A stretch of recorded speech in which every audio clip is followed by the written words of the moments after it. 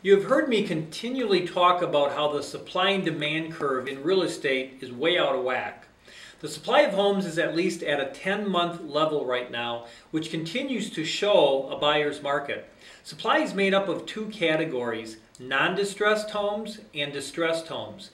The distressed inventory is made up of two parts as well, short sales and foreclosures currently on the market, and short sales and foreclosures ready to hit the market in the future are also known as shadow inventory. Future real estate pricing will be determined by the number of these distressed properties which eventually reach the market.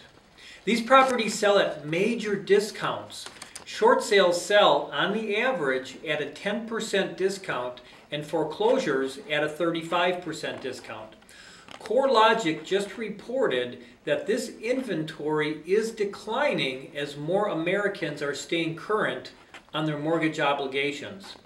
The graph from their last report indicates that the amount of pending delinquent and foreclosure inventory, which reached a high of 2 million in January of 2010, has decreased to a level of approximately 1.75 million, with the majority of the decrease coming from the red shaded area, which are homeowners who are in serious delinquency over 90 days.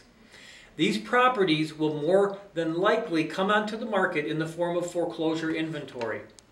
The blue shaded area is the amount of pending foreclosure inventory that banks already own and that will hit the market soon. And the yellow is foreclosure inventory that the banks expect to own and add to their existing inventory.